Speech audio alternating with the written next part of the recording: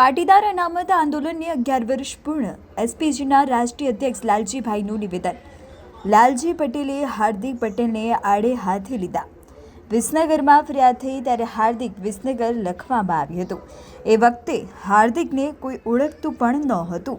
હાર્દિકે આંદોલનના સહારે રાજનીતિ કરી. જે નેતાઓ બની ગયા તેમને ફાયદો થયો, જ્યારે સામે સમાજના 14 દીકરા શહીદ થયા. આંદોલનના કેટલાક નેતાઓ જેમની પાસે ₹1 ન હતો, આજે વૈભવી જીવન જીવે છે. હું તો મીડિયાની અંદર વારંવાર બોલ્યો છું કે હર હંમેશા જ્યારે કોઈ પણ આંદોલન થતું હોય છે એમાંથી નેતા ઉભરતા હોય છે.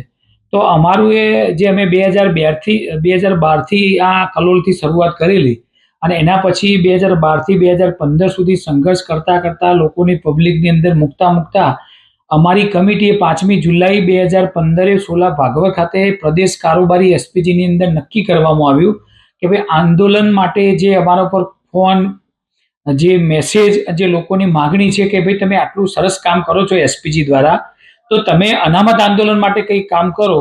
તો એના અનુસંધાને અમે અમારી કારોબારીની અંદર મુખ્ય મુદ્દો બનાવ્યો કે ભાઈ આંદોલન માટે કંઈ લડવું પડશે. અને તમે જોઈ શકો છો કે 5મી જુલાઈ પછી તરત 6મી જુલાઈએ મહેસાણાથી શરૂઆત કરી અને એક ધારું 2 વર્ષ સુધી પાટીદાર અનામત આંદોલન સિવાય તમને ક્યાંય પણ મીડિયામાં બીજું કંઈ જોવા મળતું નહીં હોય. જે હાર્દિક પટેલની વાત છે, અનામત આંદોલન ત્યાં ચહેરો ઉભરી આવ્યો. પહેલી એફઆઈઆર નું નામ હાર્દિક વિસનગર લખવામાં આવ્યું. શું કહેશો? હા, જે અમારી વિસનગરમાં રેલી હતી અને એના મુખ્ય અમારા કન્વીનર હતા જે અમારા વડીલશ્રી. એ વડીલશ્રીએ જ્યારે અમને બધાને મહેમાન તરીકે ત્યાં બોલાવ્યા હતા, તો એ વખતે એસપીજી તો 1996થી મેં શરૂઆત કરી હતી અને 2004ની અંદર જ્યારે માન્ય સ્વર્ગસ્થ કેશુબાપા અને ઊંઝા ઉમિયા માતાના પ્રમુખ શ્રી કેવી શેઠના દ્વારા જ્યારે અમારે એસપીજીના મુખ્ય મહેમાન તરીકે મેં બોલાવ્યા હતા, ત્યારથી લઈ અને 2015 સુધી એસપીજીનું નામ તો ખૂબ બધું મોટું આખા ભારતમાં બની ગયું હતું. અને જ્યારે મહેમાન તરીકે અમે બધા એસપીજીના આગેવાન તરીકે ત્યાં ગયા હતા, ત્યારે અસામાજિક તત્વોએ જે તોફાન કર્યું હતું અને માન્ય ધારાસભ્યની ઓફિસ તોડી હતી, એનાથી મીડિયાના માધ્યમથી આખા ગુજરાત અને ભારતની અંદર એક મેસેજ એવો ગયો કે અનામત માટે પાટીદારો માગણી માટે નીકળ્યા છે. ત્યારે આ જે તમે નામ દીધું એવા કોઈ આગેવાનને કોઈ ઓળખતું નહોતું. ફક્ત એસપીજીના આગેવાનના જે લોકો હતા એ બધા લોકો ઓળખતા હતા.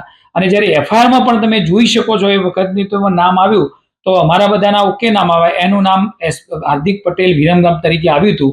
અને પાછળથી જ્યારે નામ મોટું બનતું ગયું ત્યારે સરકારે એનું નામ ફરીથી ઓરિજિનલ નામ હાર્દિક પટેલ વિરમગામ એવું નામ એને એડ કરવામાં આવ્યું હતું.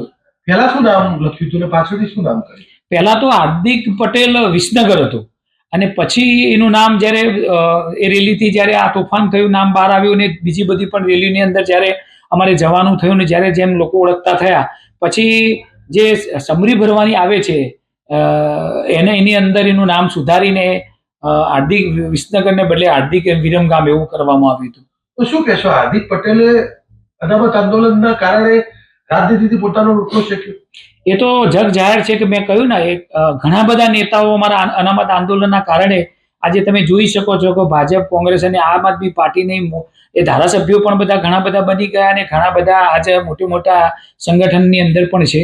અને મેં કહ્યું પ્રમાણે જેને જેવો શોખ હતો એ તો આજે એમને જે કામ કર્યું અને પછીથી જે લોકો જોડાઈ ગયા, તો એનાથી બધાને ખબર જ પડી કે કયા વ્યક્તિનો શું ઉદ્દેશ હતો અને રાજકારણ સાથે કોને લેવા દેવા હતા અને સમાજ સાથે કોને લેવા દેવા હતા. તો હવે આ આંદોલનથી સમાજને કેટલું નુકસાન થયું અને કેટલાક લોકોને ફાયદો થયો, તો કોને ફાયદો થયો, સમાજને શું નુકસાન? જો સમાજને તો નુકસાન તો એ થયું કે અમારા 14 દીકરાઓ અને ઘણા બધા યુવાનો એવા હતા જેમના ઉપર ખોટા કેસો થયા. એમના બહાર જવાનું પણ, વિદેશ જવાનું પણ અટકી પડ્યું અને હજી પણ ઘણા બધા કેસો ચાલુ છે. તો એ યુવાનોને જીવનની અંદર બહુ ઘણી બધી મુશ્કેલી આવી, એમના પરિવારને ઘણી બધી મુશ્કેલી આવી. જે લોકો શહીદ થઈ ગયા એમના પરિવારને પણ ઘણી બધી મુશ્કેલી આવી છે. જે લોકોને ગોળી વાગી હતી, ઘાયલ થઈ ગયા હતા, ઘણા બધા લોકો હતા, નાની મોટી ઈજાઓ થઈ હતી, એમના પરિવારને પણ ઘણું બધું સોચવાનો વારો આવ્યો છે.